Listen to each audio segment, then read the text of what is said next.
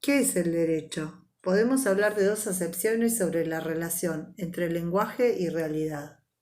La concepción platónica es una concepción donde se piensa que los conceptos reflejan una presunta esencia de las cosas y que las palabras son vehículo de los conceptos. Esto dice Nino. Entre el lenguaje y la realidad hay una conexión necesaria que los hombres no pueden cambiar o crear, sino solo reconocer. Esta concepción platónica todavía tiene vigencia en el pensamiento teórico y sobre todo en el jurídico. La concepción convencionalista supone que existe una relación entre el lenguaje y la realidad y que esta relación ha sido establecida arbitrariamente por los hombres. No hay una esencia de las cosas en realidad, sino que hay un acuerdo, una costumbre para nombrar ciertas cosas con determinados símbolos. Esta concepción es propia de la filosofía analítica. Para esta corriente, al enfrentarnos a un término como derecho, debemos darle algún significado si pretendemos describir los fenómenos denotados por él. Para hablar de derecho argentino, necesitamos saber qué significa derecho. Frente a la palabra derecho, hay escritores que pretenden que solo hay un único y verdadero concepto de ella, sin prestar atención al uso ordinario de la expresión. Otros juristas no advierten que una cosa es definir una palabra y otra es describir la realidad.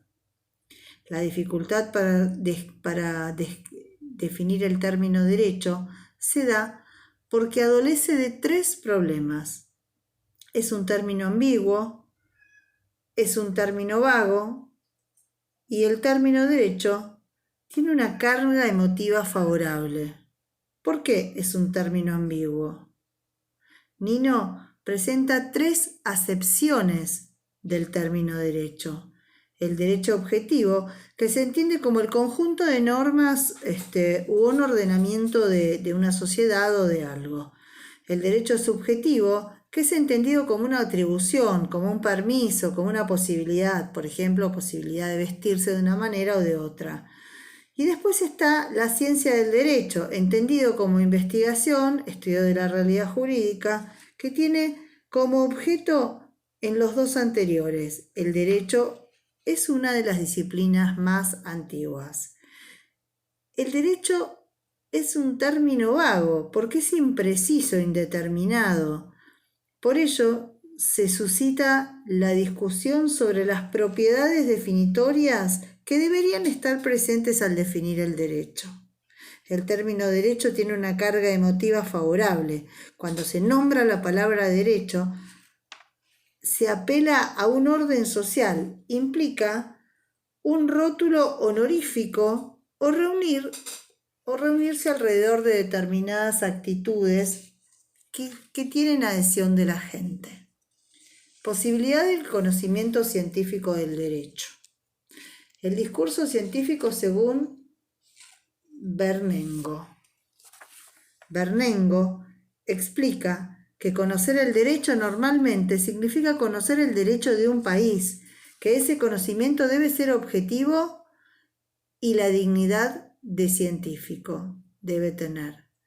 Para Bernengo, la ciencia jurídica es una disciplina científica que se ocupa de desarrollar el estudio de diversos aspectos de los sistemas normativos que se encuentran hoy vigentes en la sociedad y sus grupos y sus componentes. Esa ciencia jurídica pretenderá formular en un lenguaje lógicamente coherente un conjunto de proposiciones verdaderas sobre un tema de investigación. En este caso sería el derecho, en forma tal que los enunciados que la expresen sean controlables, empíricamente verificables y lógicamente derivables de otras proposiciones, cuya verdad se asume o ha sido acreditada. El problema de la cientificidad del derecho según Bobbio. Bobbio se plantea el problema de la cientificidad versus la jurisprudencia. La jurisprudencia se entiende como conocimiento del derecho.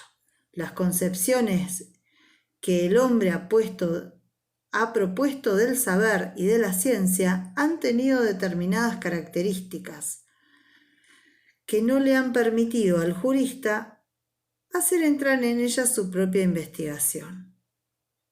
Ha habido distintas concepciones de la ciencia que no hacía lugar a la jurisprudencia como ciencia, con lo que Bobbio propone, hablando desde una concepción moderna de la ciencia, un modelo en el que se pasa de la verdad al rigor y por ende el valor científico de este modelo se da por su uso del lenguaje riguroso.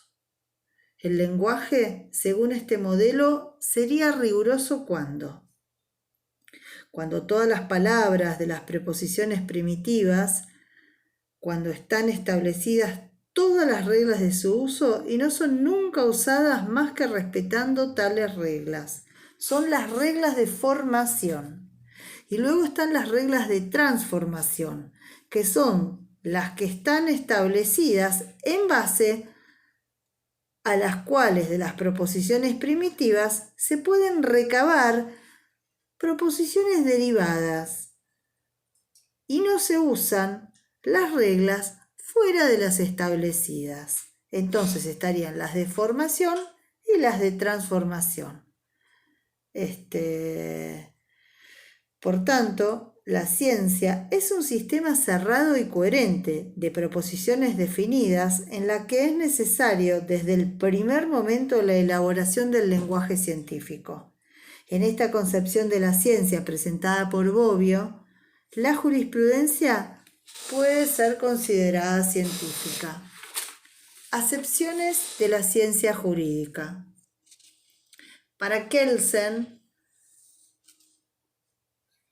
propuestas normativas sobre el método que deben emplear los estudiosos del derecho, es decir, propuestas que pretenden orientar a los estudiosos del derecho positivo para exigir qué método emplear. Para Scarpelli, estudios sobre las obligaciones morales de los juristas, es decir, sobre los compromisos éticos. Para Hernández Gil y Larens, el análisis de cierta historia de las ideas jurídicas que exponen cuáles han sido los tipos de métodos jurídicos prevalecientes en cada periodo histórico. Para Cruz Parcero, el análisis acerca de los cuales son las actividades llevadas a cabo por estudiosos del derecho que recopilan el conjunto de operaciones intelectuales desarrolladas por ellos. Para Lariguet y Calzamiglia, análisis que pretenden equiparar o trazar una analogía entre el estudio del derecho positivo y otras disciplinas que analizan la ciencia jurídica con base en alguna otra disciplina como la sociología de la ciencia o como parte de la filosofía práctica. Para Navarro, Manrique y Peralta, son los estudios que se concentran en el análisis del papel que cumple una determinada parte de la dogmática, la penalista, la civilista, la constitucionalista, etc. Y Sartre Ariza dice que son las reconstrucciones sobre los diferentes modelos para afrontar el estudio del derecho que se profundizan en las implicaciones que tienen esos modelos, qué implicancias tienen en la práctica de ese derecho. Para Kalinowski, estudios que se preguntan acerca de algún aspecto específico de la ciencia jurídica, como la normatividad de la ciencia jurídica o el ya mencionado tema de su calificación como ciencia.